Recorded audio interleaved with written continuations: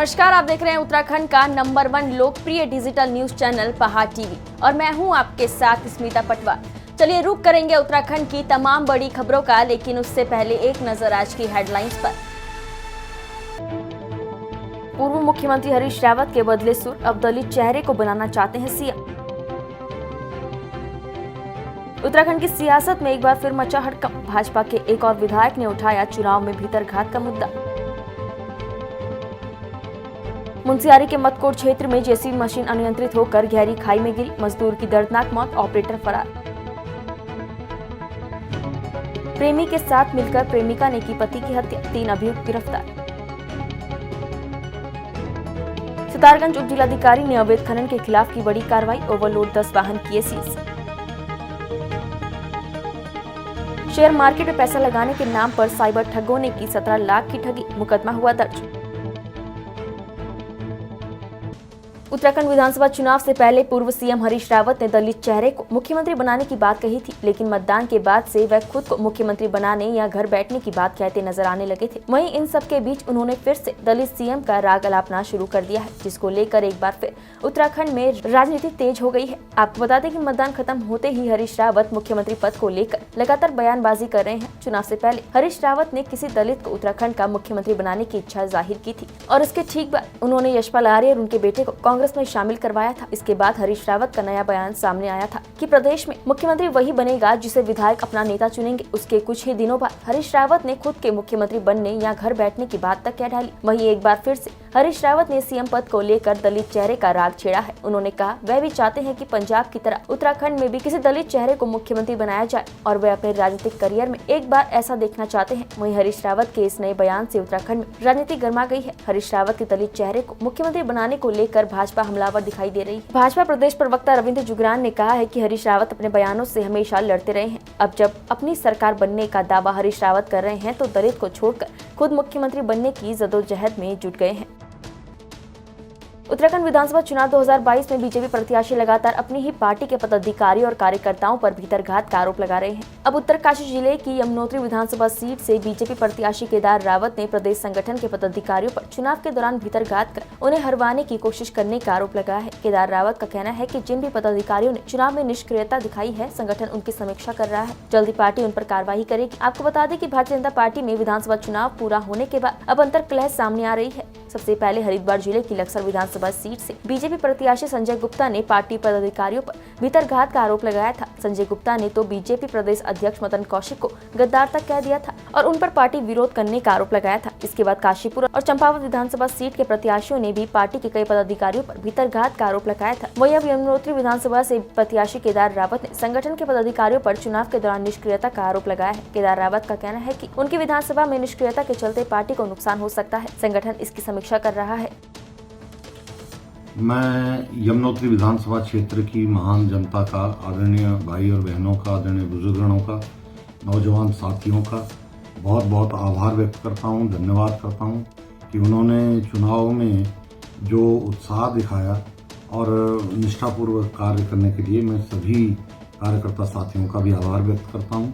और निश्चित रूप से कुछ कमियां भी रह जाती हैं, लेकिन मुझे पूरा विश्वास है कि माननीय प्रधानमंत्री मोदी जी के नेतृत्व में, माननीय मुख्यमंत्री धामी जी के नेतृत्व में भारतीय जनता पार्टी की सरकार ने जो कार्य किए हैं आम जन के लिए और विकास के कार्य जो किए हैं, सड़क, शिक्षा, स्वास्थ्य, बिजली, पानी को लेकर के, उससे यमुनोत्री की जनता का आशीर्वाद मुझे जरूर मिलेगा, ऐसा मुझे पूरा विश्वास है।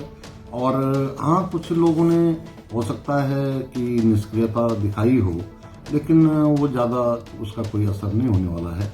इस संबंध में तो जो पार्टी संगठन है वो स्वयं समीक्षा कर रहे हैं और वो देखेंगे कि वो किस तरह से समीक्षा करते हैं। मैं एक बार फिर से सभी मतदाता भाई बहनों का, आदरणीय बुजुर्गों का, नौजवान साथियों का बहुत बहुत आभार और धन्यवाद प्रकट करता हूँ। धन्यवाद। उधम सिंह नगर के पुलभट्टा थाना के बराज चौकी क्षेत्र में 17 फरवरी को मिले अज्ञात शव की पहचान अशोक पंडित जिला उधम सिंह नगर के रूप में हुई थी। अशोक पंडित हत्याकांड के खुलासे के लिए एसएसपी के निर्देश पर थाना प्रभारी राजेश पांडे और एसओजी की 4 टीमें गठित की गई। गठित पुलिस टीमों ने लगभग 50 घंटे के भीतर घटना का खुलासा करते हुए मृतक की पत्नी और 2 अभियुक्तों को गिरफ्तार किया है। घटना का खुलासा करते हुए एएसपी ममता बोरा ने बताया कि मृतक की पत्नी शिल्पा का प्रेम प्रसंग अमित के साथ चलता था। पुलिस जाँच में पाया गया कि शिल्पा और अमित के बीच लंबी बात होने और 16 फरवरी की रात मृतक की पत्नी शिल्पा के प्रेमी अमित द्वारा अपने साथी अंकित के साथ मोटरसाइकिल से शादी समारोह में आने और मृतक को मोटरसाइकिल पर बैठाकर घटना स्थल तक ले जाने की जानकारी प्राप्त हुई थी। उन्होंने बताया कि जहां पर आरोपी अंकित ने बाइक का तेल खत्म होने की बात कही, इसी दौरान अमित ने अपने बैग से हथौड़ा निकालकर अंकित को दे दिया और अंकित ने हथौड़े से लगातार 2 बार मृतक अशोक के सर पर वार कर दिया, जिसके बाद वह नीचे गिर गया। फिर दोनों युवक मृतक को सड़क से नीचे झाड़ियों में लेकर चले गए, जहाँ दोनों आरोपियों ने बारी बारी चाकू से हमला कर अशोक की हत्या कर दी। पुलिस ने आरोपियों के पास से एक बाइक, चाकू, हथौड़ा, घटना के दिन आरोपियों द्वारा पहने गए कपड़े भी बरामद किए हैं। पुलिस ने आरोपियों के खिलाफ विभिन्न धाराओं में मामला दर्ज कर आगे की कार्रवाई शुरू कर दी है। बरा चौकी के पास ये सूचना मिली थी कि एक बॉडी मिली है। जब बॉडी को पुलिस ने जाके देखा तो उस पर जिस तरह से बॉडी मिली थी वो लग रहा था कि हत्या की गई है, प्रथम दृष्टया जो हमारे संज्ञान में आया। तो इसमें पुलिस ने काम किया और इसमें इसको आइडेंटिफाई कराया। आइडेंटिफाई करने पर पता चला कि वो अशोक पंडित नाम का व्यक्ति है और वो काशीपुर में रह रहा है, बेसिकली खतौली का रहने वाला था। और इसमें इन्वेस्टिगेशन करने पर पता चला कि उसकी वाइफ जिसका नाम शिल्पा है, उसका अफेयर चल रहा था अमित नाम के आदमी से। 3 साल से अफेयर चल रहा था और इस अवैध संबंध को लेकर ही अमित ने अपने जो कज़न है आशीष तिवारी, उसके साथ मिल करके अशोक पंडित की हत्या की। सितारगंज उप जिलाधिकारी तुषार सैनी ने अवैध खनन के खिलाफ बड़ी कार्रवाई की है। ओवरलोड हो रहे 10 वाहनों को ग्रामीणों की शिकायत पर उप जिलाधिकारी तुषार सैनी ने सीज किया है। वहीं उप जिलाधिकारी तुषार सैनी ने कहा कि लगातार ओवरलोड वाहनों के खिलाफ क्षेत्र के लोगों की शिकायतें आ रही थी। इसी को लेकर टीम द्वारा किच्छा रोड से 6 गाड़ियों और यूपी जा रही 4 ओवरलोड वाहनों को रोका गया। गाड़ी में काफी अधिक मात्रा में ओवरलोड आरबीएम था, जिसकी खनन विभाग द्वारा रॉयल्टी की जाँच कर कार्यवाही की जाएगी। 10 गाड़ियाँ जो है वो सीज की हैं अभी तक और कार्रवाई चल रही है। मोस्टली जो गाड़ियाँ हैं वो ओवरलोडेड हैं और यूपी जाती हुई भी कुछ गाड़ियाँ पकड़ी गई हैं, जिसमें जो है वो रॉयल्टी काफ़ी लंबे समय की काटी गई है। ऐसा लग रहा है कि जैसे एक ही रॉयल्टी पे एक से अधिक बार माल ले जाया जा रहा है, जिसकी हम खनन टीम के द्वारा जांच करा रहे हैं। क्या देंगे ये वहाँ से भी ओवरलोडिंग की शिकायत थी लोकल ग्रामीणों द्वारा। वहाँ से 6 गाड़ियाँ हम लेके अभी आए हैं और कार्रवाई के लिए पुलिस को निर्देशित कर दिया गया है। पुलिस अभी भी मौके पे है, लगातार जो है वो कार्रवाई। रामनगर के कुछ लोगों को एक ऐप पर पैसा इन्वेस्ट करना भारी पड़ गया। युवाओं के साथ 17 लाख की ठगी हो गई। आपको बता दें कि रामनगर के आधा दर्जन से ज्यादा युवाओं के साथ 17 लाख रुपए की ठगी हुई है। जानकारी देते हुए पीड़ित सैयद रियाज अहमद ने बताया कि एक ऐप जो उन्हें व्हाट्सएप और फेसबुक के माध्यम से सोशल मीडिया पर फ्लैश होते हुए दिखाई दिया, जिसमें पैसे शेयर मार्केट में लगाकर पैसे दोगुने करने की बात कही जा रही थी। वहीं रियाज ने बताया कि शेयर मार्केट से पैसा कमाने का लालच देकर साइबर ठगों ने हम आधा दर्जन से ज्यादा लोगों से 17 लाख रुपए की ठगी कर ली। उन्होंने बताया कि ठगी का एहसास होने के बाद हमने रामनगर कोतवाली में तहरीर देकर अज्ञात ठगों के खिलाफ मुकदमा दर्ज कराया, साथ ही पुलिस से रकम को वापस दिलाने की मांग की है। सैयद रियाज अहमद ने कहा कि पैसे दोगुने के लालच में हम आधा दर्जन दोस्तों ने इस ऐप के जरिए हमसे जिसे संपर्क किया, उनके द्वारा अकाउंट नंबर मांगा गया और पीड़ितों द्वारा पैसे दोगुने करने के चक्कर में पैसे डाल दिए गए। वहीं अब न वह ऐप चल रहा है और न ही ये लोगों के फोन मिल रहे हैं। उन्होंने पुलिस से उनकी रकम वापस दिलाने की मांग की है। वहीं मामले में सीओ बलजीत सिंह भाकुर ने बताया कि एक ऐप के जरिए इन लोगों ने ऐप में पैसा लगाया, जिससे कुछ लोगों को कुछ रकम बढ़ाकर पैसे भी वापस किया गया। अधिक लालच के चक्कर में जब ज्यादा लोग इस ऐप में जुड़ गए और एक बहुत बड़ी रकम इनके द्वारा जमा की गई, तो ठगों ने ऐप बंद कर दिया और जो संपर्क नंबर थे उनको भी बंद कर दिया गया है। जिसके बाद इन लोगों के द्वारा साइबर ठगों से संपर्क करने की कोशिश की गई, लेकिन न ही उनसे संपर्क हो पाया और न ही इनकी रकम वापस आई। जिसके बाद इन लोगों के द्वारा तहरीर दी गई है, जिनके विरुद्ध मुकदमा दर्ज कर वैधानिक कार्रवाई की जा रही है। मेरा नाम सैयद रियाज हुसैन है और हम लोग मिलकर के दोस्तों वगैरह ने हमने सबने मिलकर के 17 लाख रुपए इन्वेस्ट किए थे btpworld.com जो ऑनलाइन पोर्टल है। लेकिन अभी तक हमारा कोई भी रुपया रिफंड नहीं आया। किसी का कुछ रुपया आ गया है, किसी का कुछ भी नहीं आया है। और उसमें हम लोग अभी यहाँ पर थाने के अक्टूबर से चक्कर काट रहे हैं। अक्टूबर में हमने तहरीर दे दी थी फर्स्ट वीक में ही। अभी तक हमारा कोई भी यहाँ से कार्रवाई नहीं हुई है जिस पर हम कह सकें संतुष्टि हम जता सकें। यहाँ एसओजी में भी इसके सारे स्टेटमेंट वगैरह डॉक्यूमेंट सब कुछ पहुँचा चुके हैं। उम्मीद कर रहे हैं आपके माध्यम से कि हमारा पैसा हमें जल्दी ही वापस मिल जाएगा। देखिए, एक ऐप क्रिएट किया गया। उस ऐप क्रिएट करने के बाद कुछ लोगों को उसमें जोड़ा गया और उनमें पैसे लगाए गए। पैसे लगाने के बाद उनको कुछ दिनों तक उसका रिटर्न दिया गया, जिसके बाद उनके द्वारा काफ़ी सारे उसमें पैसे लगाने के उपरांत अब उनके द्वारा वो ऐप बंद कर दिया गया और पैसे भी नहीं लौटाए जा रहे हैं और संपर्क नंबर भी बंद कर दिए गए, जिसके संबंध में थाने पर एक FIR पंजीकृत की गई है।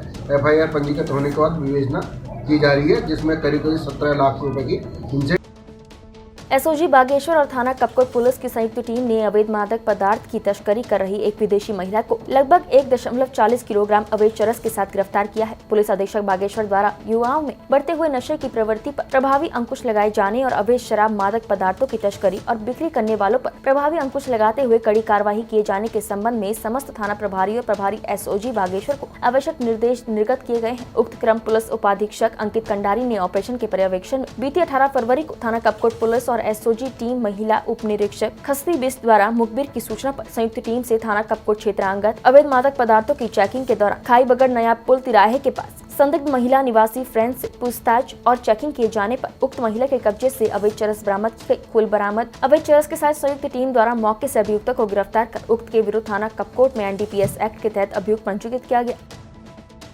कल सुबह हमारी एसओजी टीम को एक सूचना मिली कि कपकोट की ओर से एक चरस के साथ कोई तस्कर आने वाला है। तो इस संबंध में एसओजी की टीम एक महिला सब इंस्पेक्टर के साथ यहाँ से रवाना हुई और कपकोट से आगे खाई बगड़ इलाके में चेकिंग कर रही थी। तो इसी में एक संदिग्ध व्यक्ति दिखा जो बाइक पे आ रहा था, तो उसे रोका गया तो वो एक महिला निकली और उसके पास चरस मिलने की सूचना मिली। लगभग 1 किलो से ऊपर चरस है जो वाणिज्यिक मात्रा होती है। सर, ये जो चरस बरामद हुई है इसकी अनुमानित कीमत क्या है सर, बाजार मूल्य? यह चरस बाजार मूल्य इसका 70 से 80 हज़ार होगा जी। और सर, महिला रहने वाली कहाँ की है सर? महिला एक विदेशी मूल की महिला है जो फ्रांस की है और यहाँ अल्मोड़ा में रहती है। तो सर, अभी क्या कार्रवाई पुलिस प्रशासन द्वारा की जा चुकी है? इस पर FIR रजिस्टर हो चुकी है कपकोट थाने में और जुडिशल रिमांड ली जा रही है। खाद्य सुरक्षा आयुक्त देहरादून के निर्देश पर गठित खाद्य सुरक्षा विभागों की टीम ने जनता के स्वास्थ्य के साथ खिलवाड़ करने वालों के खिलाफ अभियान चलाना शुरू कर दिया है, जिसके क्रम में विभाग के कुमाऊं मंडल के डिप्टी कमिश्नर अनुज कुमार थपलियाल के नेतृत्व में रामनगर के विभिन्न इलाकों में निर्माण इकाइयों में छापेमार कार्रवाई की गई, जिसमें उन्होंने बताया कि टीम द्वारा घी, मसाले, शहद, बिस्कुट, मिर्च पाउडर, फूड कलर आदि के 7 सैंपल लिए गए। उन्होंने बताया कि इन सभी सैंपलों को जाँच के लिए प्रयोगशाला भेजा जाएगा। इसके अलावा उन्होंने बताया कि उनके द्वारा कई शहरों में इस प्रकार की कार्यवाही की जा चुकी है और अभी तक 17 नमूने जाँच के लिए एकत्रित किए गए हैं। साथ ही उन्होंने बताया कि 6 निर्माण इकाई ऐसी मिली जहां और भी अनियमितताएं टीम को मिली हैं। इन निर्माण इकाइयों के खिलाफ सक्षम न्यायालय में कार्रवाई करने की बात कही है। उन्होंने बताया कि विभाग का यह अभियान 22 फरवरी तक जारी रहेगा। साथ ही उन्होंने कहा कि जनता के स्वास्थ्य के साथ किसी को भी खिलवाड़ नहीं करने दिया जाएगा। खाद्य सुरक्षा आयुक्त उत्तराखंड महोदय द्वारा जो एक विशेष अभियान का संचालित किए जाने के निर्देश दिए गए हैं, इसी क्रम में कुमाऊं मंडल में 2 टीमें बनाई गई हैं, जनपद उधमसिंह नगर और उधमसिंह नैनीताल में। आज नैनीताल की जो टीम है उनके द्वारा ये रामनगर के एरिया में जो निर्माण इकाइयाँ हैं, मैन्युफैक्चरिंग यूनिट्स हैं, इनकी एक सघन जांच की गई है, जिसमें हम 4-5 लोग टीम में शामिल रहे हैं। और इसी क्रम में हमारे द्वारा आज कुल 7 नमूने अलग अलग विभिन्न प्रकार के लिए गए हैं जो प्रयोगशाला भेजे गए हैं। जैसे इनकी रिपोर्ट प्राप्त होती है, विदिन 1 हफ्ते के अंदर हमको इसकी रिपोर्ट प्राप्त होने वाली है और इस पर जो भी फाइंडिंग होगी उसके आधार पर इन पर कड़ी से कड़ी कार्रवाई की जाएगी। लक्ष्मी स्टोन क्रशर सितारगंज के खिलाफ वाहन स्वामियों में कल गुस्सा फूट पड़ा। वाहन स्वामियों में लगातार लक्ष्मी स्टोन क्रशर द्वारा कीमत में कमी करने का आरोप है। उन्होंने कहा कि साल में उनके वाहन केवल 5 महीने ही चलते हैं, जब नदौर के पट्टों पर काम चलता है, बाकी 7 महीने उनके वाहन घरों में खड़े रहते हैं।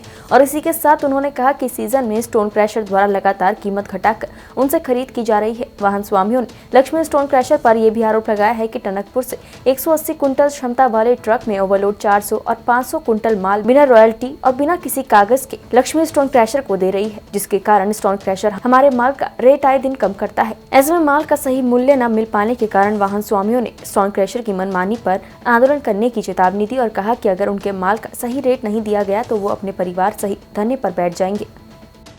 अब हमारी गाड़ियां साल में 5 महीने कुल नदी में चलती हैं और करीबन 7 महीने हमारी गाड़ियां खड़ी रहती हैं घरों पर। इन 5 महीनों में इन गाड़ियों से हम वाहन स्वामी, हमारे समस्त ड्राइवर और गाड़ी उतारने वाले लेबर मजदूरों के बच्चों का और हमारा पालन पोषण होता है। दूसरी बात, लक्ष्मी स्टोन क्रेशर के स्वामी अपनी मनमानी 11 तारीख से करते चले आ रहे हैं। हमें पहले गाड़ियों को कहा गया कि आप अपने पैसों से रवल्टी कटा कर लाइए। जब अपने पैसों से रवल्टी कटा कर ला रहे हैं तो फिर उन्हें अपनी मनचाही बिना नोटिस दिए, बिना बताए, आज जब गाड़ियां पहुंचती हैं स्टोन क्रेशर पर खाली होने के लिए तो 5 रुपए 4 रुपए कम करके रेट लगाने का इन्होंने अपने आप निर्णय लिया, जिसमें हमने जब लक्ष्मी स्टोन क्रेशर वालों से बात करी, हमने साहब ये रेट क्यों कम हो रहे हैं, तो उन्होंने ये कहा कि ज़्यादा बहस ना करो, हमारी पहुंच बहुत ऊपर तक है, सारी गाड़ियां आपकी जंग खा जाएंगी, सारी गाड़ियां आपको यहाँ से हटानी पड़ जाएंगी, कहीं ऐसा ना हो कि ये गाड़ियां आपके हम कबाड़ों में कटवा दें। हमें डर है कि हमारे आगे से, हमारे बच्चों के आगे से रोजी रोटी न छिने। प्लस दूसरी बात ये जब से हो रहा है, जब से कुछ ओवरलोड गाड़ियां टनकपुर से बिना रवल्टी के, बिना किसी कागजात के टनकपुर से 10 टेरा डंपर जिनमें कुल 180 क्विंटल में पासिंग होती है, वो गाड़ियां 600 क्विंटल, 700 क्विंटल, 800 क्विंटल वजन वहां से भरकर लाकर स्टोन क्रेशर मालिक को दे रही है, जिसकी वजह से हमारे रेटों पर, हमारी रोजी रोटी पर बहुत ज्यादा फर्क पड़ रहा है। हम शासन प्रशासन से बस यही अनुरोध करते हैं और इस उत्तराखंड सरकार से कि ये मनचाही क्रेशर वालों की मनचाही लक्ष्मी स्टोन क्रेशर भान स्वामी भी होश में आ जाए और ये सुन ले, अगर ये मनचाही बंद नहीं की तो हम गेट पर अनशन लगाने को तैयार बैठे हैं, भले ही हमें अपने भी बच्चे यहाँ लाकर बैठाने पड़ जाए। विकासखंड मुंशियारी में कल देर शाम को मदकोट से चोशा की ओर जा रही जेसीबी मशीन अनियंत्रित होकर 100 मीटर गहरी खाई में गिरने से दुर्घटनाग्रस्त हो गई, जिसमें एक मजदूर की मौके पर ही मौत हो गई। वहीं मौके पर ऑपरेटर की फरार होने की खबर सामने आ रही है। आसपास के लोगों द्वारा घटना की जानकारी पुलिस को दी गई, जिसमें सूचना मिलते ही सब इंस्पेक्टर विकास कुमार के नेतृत्व में पुलिस टीम घटना स्थल पर मौके पर पहुंची। पुलिस टीम ने खाई में उतरकर कई मशक्कत के बाद स्थानीय लोगों की मदद से शव को रेस्क्यू कर बाहर निकाला। वहीं सब इंस्पेक्टर विकास कुमार ने कहा कि शव का पंचनामा भरकर पोस्टमार्टम के लिए जिला चिकित्सालय पिथौरागढ़ भेज दिया गया है, जिसमें मौके पर ऑपरेटर की फरार होने की सूचना मिल रही है। वहीं पुलिस द्वारा फरार ऑपरेटर की तलाश की जा रही है। घटना की जानकारी मिलते ही मृतक मजदूर के घर में कोहराम मचा हुआ है।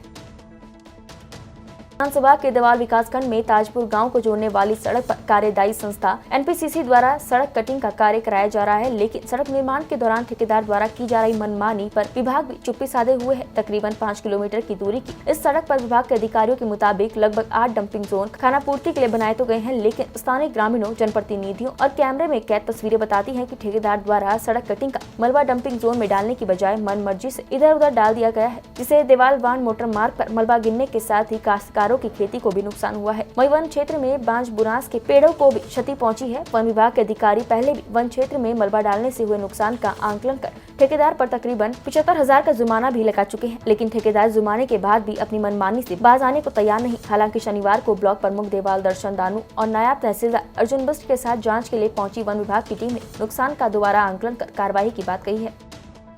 नाम सुरेंद्र सिंह, ग्राम प्रधान ताजपुर। प्रधान जी, आपसे जानना चाहिए सर, ये सड़क जो है 5 किलोमीटर कटनी है इसने, लेकिन ये जो सड़क पहले से कटी है ये बिल्कुल सही नहीं कटी है। इसमें चढ़ाई की हुई है, ना डंपिंग जोन बने हुए हैं और ठेकेदार अपनी मनमानी चला रहे हैं। यहाँ पर लोगों का आक्रोश हम पे भी है, जनप्रतिनिधि। अलाइनमेंट पे सड़क कटी है?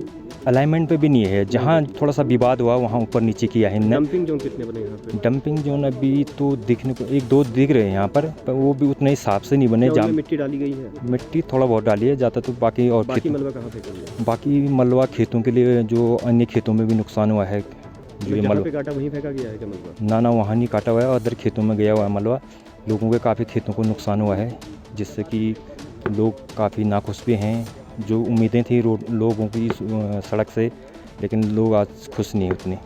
ये जहाँ पे इन्होंने शुरू में जो डंपिंग जोन में जो मलबा नहीं डाला इन्होंने, तो उसके लिए जो है यहाँ पर, क्योंकि ये एरिया जो है पूरा वन पंचायत का है और यहाँ पर हमने वन पंचायत के जितने नुकसान हुआ है उसका बिना डंपिंग जोन का, उसका कॉस्टिंग करके 75,000 रुपये का जुर्माना इन पे लगाया है और जो कि इन्होंने चेक के माध्यम से वन पंचायत कोष में जमा कर दिया है। तो कितने पेड़ों का नुकसान? यहाँ पे जो है 300 पेड़ों का जो जुर्माना इन पे हुआ है और उसका डाया अलग अलग है, कोई पतले हैं कोई मोटे हैं तो 300 पेड़ों का इन पे जुर्माना हुआ जो डैमेज हुए हैं। उसके बाद क्या? अभी इस पे वो चल रही है, अभी हम लोग वो कर रहे हैं, इनकी कॉस्टिंग करेंगे, अगर इसके इतर कोई अगर नुकसान होगा तो इन पे जुर्माना करेंगे। फिर कब आप? अभी 1 महीना पहले किया है जुर्माना इन पे। उस समय ये कटी थी 3 किलोमीटर। अभी 2 किलोमीटर सड़क, अभी 2 किलोमीटर कटनी है, अभी कटनी है, अभी कट रही है सड़क। जिस पोजीशन पे इसकी कॉस्टिंग कर रहे हैं हम लोग और इसका वो हो जाएगा, क्या कहते हैं, इस पे जुर्माना पेनल्टी करेंगे इन पे, और क्या है। तो चल रहा है, रनिंग में है, अभी काम कंप्लीट भी नहीं हुआ। कमियाँ क्या है कि ग्रेड ब्रेड आप देख रहे हैं, ये जैसे अभी कटिंग चल रही है ना, तो डबल लेन में कटिंग होती है। 6 मीटर की सड़क है तो पहले मशीन जाएगी 3 मीटर में, फिर 3 मीटर और मिलाएंगे ग्रेड। तो ग्रेड है, अप डाउन है, अभी तो काम चल ही रहा है। बाकी डंपिंग जोन जहाँ जहाँ इनको पॉइंट किया गया था वहाँ बना रखे, बाकी आगे भी इनको निर्देश किए जाएंगे। डाला गया है, मलबा डाले हैं, डंपिंग जोन में डाला गया जी, डाले भी हैं। जिस रोड से आप आए हैं आपने खुद इसको मलबा है, मलबा एक्चुअली क्या है कि ग्रेड थोड़ा सा ये अप डाउन हो रहा है और चौड़ाई की दिक्कत आ रही है, जैसे गाड़ी आ रही है वो, तो वो मिलाएंगे, सही करेंगे उसको पूरा। अच्छा, इस पोजीशन की अगर बात करें तो ये तस्वीरें आपके सामने हैं जहाँ हाँ। से गाड़ी आ रही है, यहाँ पे क्या 6 मीटर ये कट जाएगा?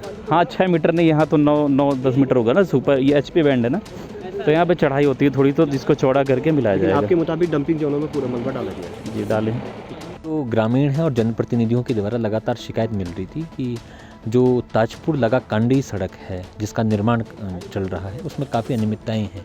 और आज हम लोग नायब तहसीलदार हैं, रेंजर साहब हैं, हम सब लोग डिपार्टमेंट के लोग यहाँ पर आए हैं, यहाँ के जनप्रतिनिधि हैं, ग्रामीण हैं, और सड़क की इतनी बुरी हालत में कटी है जिसकी कोई कल्पना भी नहीं है। जो सरकार के अपने नॉर्म्स हैं कि डंपिंग जोन होने चाहिए, वो कहीं से कहीं दिखाई नहीं दे रहे हैं और लोगों के खेतों में अंधाधुंध मलबा डाला गया है। और यहाँ ठेकेदार जो है उसकी अपनी मन मर्जी से यहाँ पर जो सड़क का निर्माण कार्य किया जा रहा है अपनी मन मर्जी से कर रहा है और कोई डंपिंग जोन यहाँ पर नहीं है, जिस पे पूरे क्षेत्रवासियों के साथ साथ हमने भी रोष व्यक्त किया है और डिपार्टमेंट को बोला है कि इस पर कार्रवाई की जाए। अगर 2 दिन के भीतर डिपार्टमेंट कार्रवाई नहीं करता है तो डिपार्टमेंट के खिलाफ भी हम लोग माननीय मुख्यमंत्री जी से और DM साहब से लिखकर आग्रह करेंगे कि इन पर भी कार्रवाई की जाए। और जो इसका अलाइनमेंट बना हुआ है, अभी हम जिस मैक्स गाड़ी में हम लोग आ रहे हैं, एक मैक्स गाड़ी चढ़ नहीं पा रही है यहाँ पर, तो हम कल्पना कर सकते हैं कि छोटी गाड़ियाँ कैसे चढ़ पाएंगी यहाँ पर। और इसको लेके ग्रामीणों का भी काफ़ी रोष है और लगातार क्षेत्रवासियों की यही डिमांड थी कि सड़क ठीक तरीके से कटे। माननीय मोदी जी का विजन है कि गांव-गांव सड़क पहुंचे और सड़कों के क्षेत्र में अभूतपूर्व काम कर रही है। लेकिन अगर इसी तरीके से ठेकेदारों की मनमानी से अगर इस प्रकार से चलता रहेगा तो निश्चित तौर पर ये बड़ा दुर्भाग्यपूर्ण है और डिपार्टमेंट और हमारा जो प्रशासन है इस पर निश्चित तौर पर कार्रवाई करे, ये मैं सभी लोगों से आग्रह किया है। उत्तराखंड की तमाम बड़ी खबरों में फिलहाल इतना ही। बाकी खबरों के लिए बने रहिए हमारे साथ, देखते रहिए पहाड़ TV। नमस्कार। है बेखौफ उम्मीद का रंग,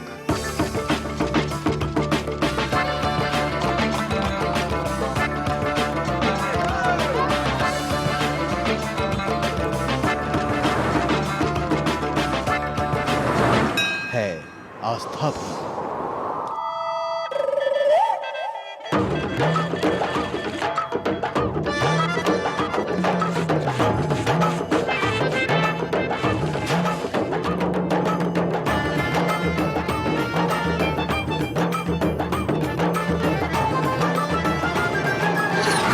ये है मेरा उत्तराखंड।